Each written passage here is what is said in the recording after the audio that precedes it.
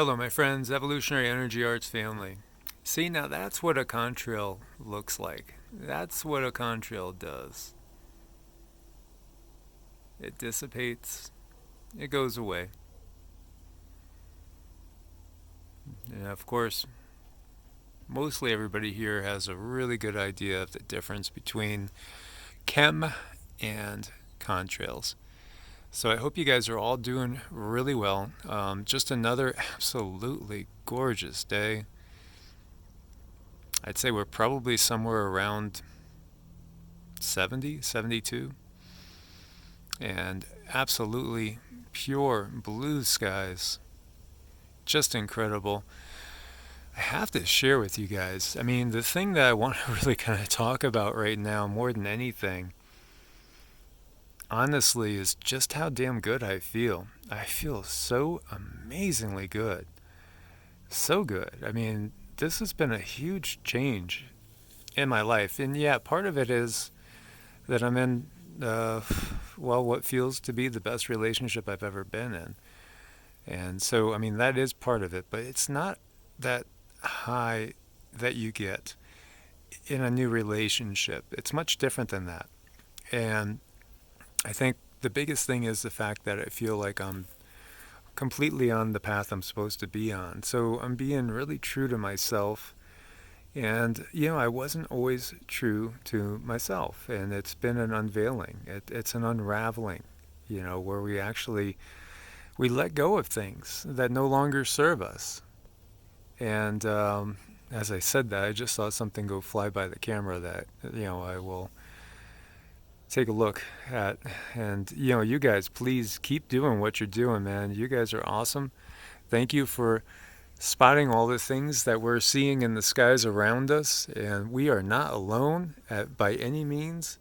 We are not alone. And that's one of the big messages right now is the fact that we are not alone. That is so important to get across. There is help, in the spiritual dimensions. And so when we say spiritual, again, we're just basically talking about different vibratory rates. Again, as above, so below. So one of the things that feels so good is the fact that, I'm splitting the channel because we have Evolutionary Energy Arts in which, there's a lot of subscribers that are deeply entrenched in their own belief systems and they don't want to be awakened.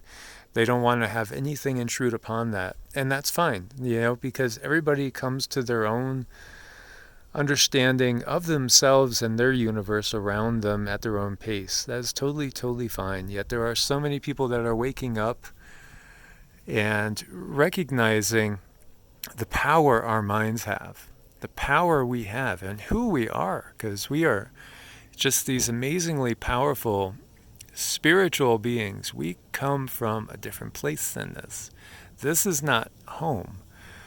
This is basically something that is temporary. And yet, if you're listening to me here, you are one of countless people that we might call you a starseed. You're here for a purpose, and your purpose is to help the masses in their awakening. Because we are now heading back into a time period in which we are going to experience what is known of as a golden age. We are coming out of the dark age, the Kali Yuga.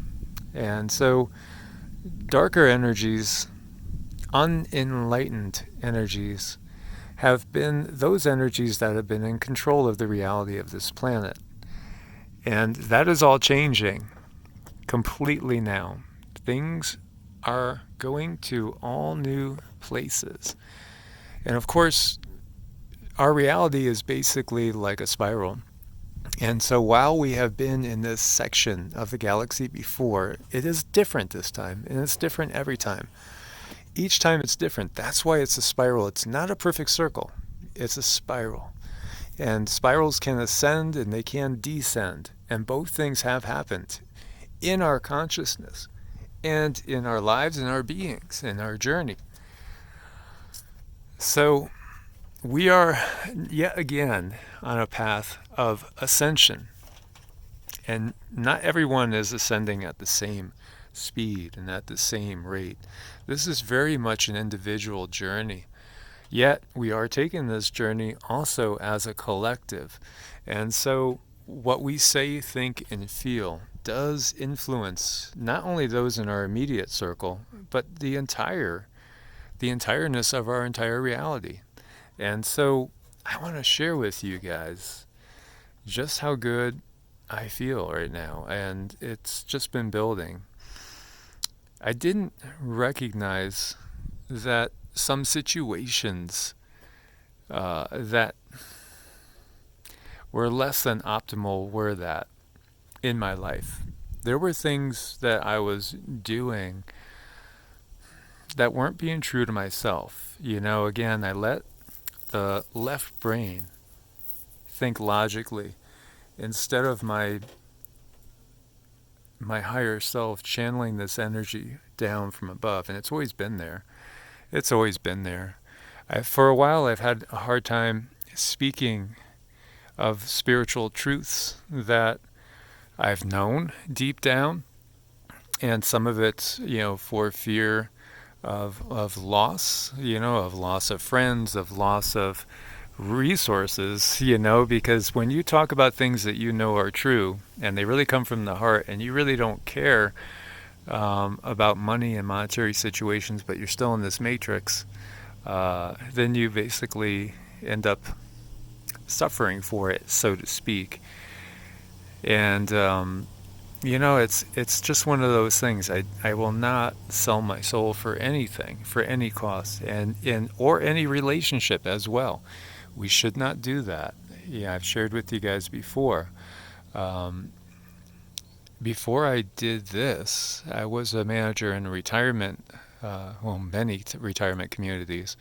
I worked in about a dozen of them for the same company, which is one of the largest companies that does this. And I met amazing people, residents that I just completely fell in love with. And, I was blessed to be able to bless others. And I always had the best intentions and always tried to do what was right for the individuals in that community, even when it meant telling the corporation that I worked for they were wrong. And I would never hold back from that. I've always been very outspoken, and even when it's hurt me in losing promotions and things like that, because you just got to do what feels right to your soul. You really do. And we don't want to sell our souls for anything. And so again, we need to cultivate what is that highest purpose in our life. What can we do that will help others? And that's really what I'm always looking at every day, and now I feel like I'm being truer and truer to that. There could be relationships that will not allow you to help more people, to help others to the highest degree. Because sometimes relationships, there can be ego and jealousies involved, even when there shouldn't be, even when there's no cause. And right now, we are at a point where everything is changing so much. We need to surround ourselves with people that are like-minded, people that are going to help us and lift us up in frequency and vibration, that are going to help lift our consciousness up. And so, really we're faced with that and come to the realization that, friends are the family that you choose for yourself. You could choose your friends. Often, we always, depending on your belief system, I guess, we do or don't choose our family. I do believe that we come in knowing who we are going to have as our parents, and know who our siblings are going to be to a degree. And so I think we do choose a lot of times situations that are challenging, and it's up to us to overcome those challenges. And perhaps, part of your purpose is actually coming in and trying to lift up a sibling in some way, or lift up a parent, or lift up a child in some way, help them learn something they're supposed to learn here. But it's important in these times, because these times are so crucial in our evolution of consciousness, our soul evolution, that we don't, I don't want to say don't allow, but basically we cannot be surrounded by people that pull us down. We cannot be surrounded by people that will not be lifted up, but just the opposite. People that want to pull others down, because there are some people that don't want to be happy. It just is a situation right now. I mean, with the situation that we find ourselves in, many people, they're suffering and they don't want to change for some reason. And they maintain a negative outlook, a negative viewpoint on life, and feel that, in some way, shape, or form, perhaps they feel like they deserve it. Perhaps, as is the case with so many, it's stuff that happens in childhood that affects us. And, a lot of the times, our parents don't understand what they do to us. Our teachers don't understand what they do to us. The politicians maybe do not even understand what they are doing to the masses, to us.